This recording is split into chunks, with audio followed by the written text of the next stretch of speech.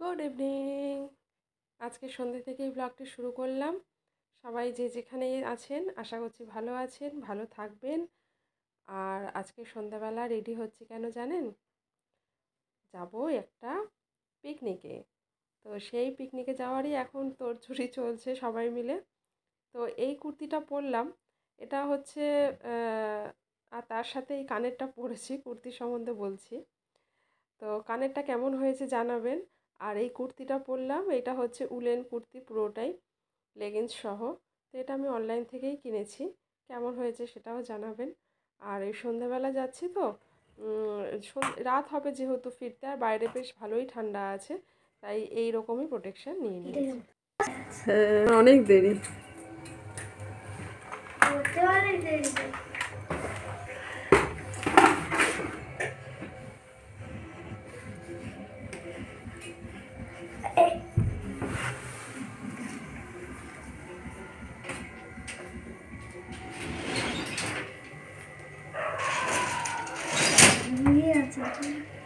হ্যাঁ,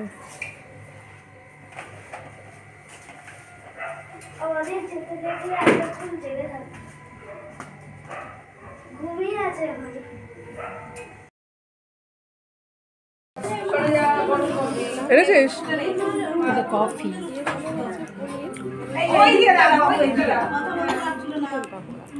আমি একটু বেঁধে বানিয়ে নিয়েছি অবশ্য।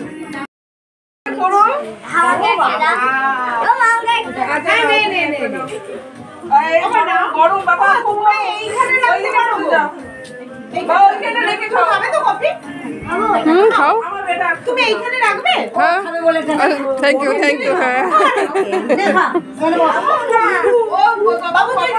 চলে এলাম আর দিয়েছিল পনির পাকোড়া, চিকেন পাকোড়া। পনির পাকোড়াটা ভীষণই সুন্দর হয়েছিল, সেই পুদিনা পাতার একটা কোট দিয়ে তো পনিরটা পাকোড়া করেছিল, ভীষণই সুন্দর খেতে হয়েছিল। চিকেন পাকোড়াটাও ভালো হয়েছিল, মন্দ না, কিন্তু পনির পাকোড়াটাই আমার বেশি ভালো লাগলো। আর তারপরে এই তো সব জল খাবার চলছে। সন্ধ্যাবেলা একটু তাড়াতাড়ি যেহেতু গেছিলাম, তো খুব হাসি ঠাট্টা মজা হচ্ছিল সবার মধ্যে। এবারে সবসময় তো আর দেখা সাক্ষাৎ হয় না, যেটুখানি হয় এরকমই মজায় কাটে।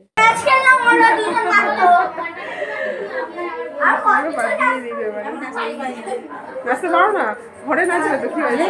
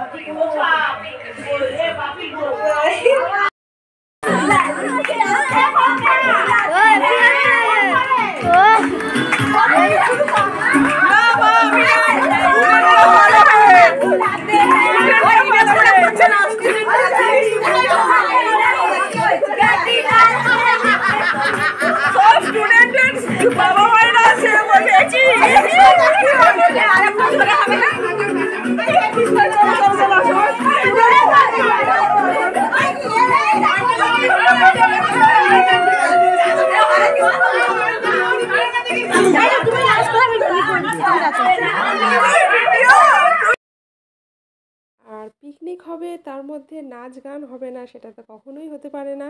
তাই আমাদের যখনই পিকনিক হয় তখনই আমরা বিভিন্ন রকম পার্টির মতন আমাদের নাচ গান এটা চলতেই থাকবে, এছাড়া যেন আমরা অসম্পূর্ণ, মানে বিশেষ করে আমার তো তাই মনে হয়।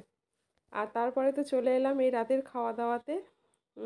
একটা দেশি চিকেন হয়েছিল, আর তার সাথে ফ্রায়েড রাইস হয়েছিল। তো অপূর্ব সুন্দর খেতে হয়েছিল, চিকেনের কথা তো বলাই বাহুল্য, সেটা আমরা সবাই জানি যে কতটা টেস্টি হয়। তো আর মাছও তার সাথে হয়েছিল, অপশনাল আছে এটা। তো আমি নিতে চাইনি, জোর করেই আমাকে দিল, প্রথমে আমি বুঝতে পারিনি অ্যাকচুয়ালি। গুড মর্নিং, শুভ সকাল সবাইকে জানাই। এই সকালবেলা অর্কিড স্কুলে বেরিয়ে গেল, এই 9টা ছুঁই হয়েছে, 15টা টাকা তো বেরিয়ে গেছে সকালবেলা স্কুলে। আর তাড়াহুড়োর মধ্যে তো আজকাল ভিডিওটা অন করতে পারিনি। আর শাশুড়ি মা এই যে স্নান টান করে উঠে ঠাকুর ঘরের কাজটা করে নিয়ে তারপরে এসে এখানে তার বইপত্র পড়ছে। এবার আমি রান্নাবান্নার কাজে যাব। আর কালকে রাতে অনেক রাতে বেলা ফিরেছিলাম, তো রাতে ফিরে আর রাতে না আর সে মানে ভিডিও করা হয়নি। আর মানে রাতেবেলায় যখন ফিরছি কনকনে ঠান্ডা হাওয়া, তো মানে কান মাথা যেন গরম হয়ে যাচ্ছে। যদিও শীতের পোশাক সব পরা ছিল, কিন্তু ঠান্ডা প্রচুর ছিল। আর বাইকের হাওয়া না যেন একদম হাড়ে যেন দুব্বো কুচিয়ে দিচ্ছে এমন অবস্থা। তাহলে চলুন পরপর কাজকর্ম করতে থাকি। আজকে রান্না বান্না করবো, কি রান্না করবো তাই ভাবছি। পাঁচমিশালি তরকারি করব, নাকি একটু পুঁই শাক আছে, পুঁই শাক কুমড়ো আলু তরকারি করব। শীতকালে পাঁচমিশালি সবজিটা খেতে বেশ ভালো লাগে, তাই না? তো দেখি এখন কি করা যায়। আর এদিকে তো তারপরও ডিউটি বেরিয়ে যাচ্ছে, অফিস স্কুলে চলে গেছিলো। হ্যাঁ, টাটা।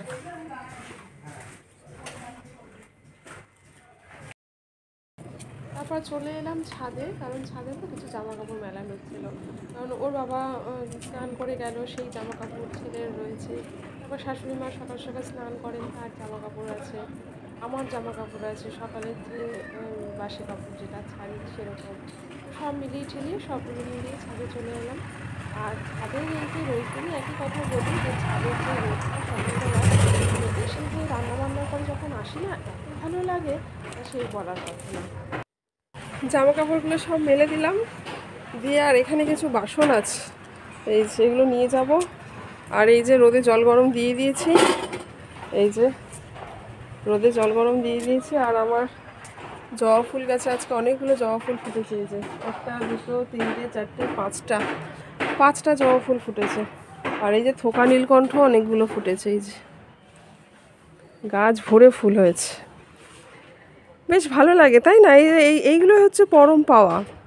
এই গাছপালা লাগাবো, যত্ন করব, তারপরে যদি তার থেকে ফল দেয়, তার থেকে আর ভালো যেন পাওয়ার কিছু নেই, তাই না? এটাই সবচেয়ে পরম পাওয়া। তো এই যে আজকে সেই ভেটকি মাছ রান্না করলাম, টমেটো দিয়ে ধনেপাতা দিয়ে ভেটকি মাছ রান্না করেছে। মিশালি তরকারি, পাঁচমিশালি তরকারি শীতকালে এখন বেশ ভালোই লাগে।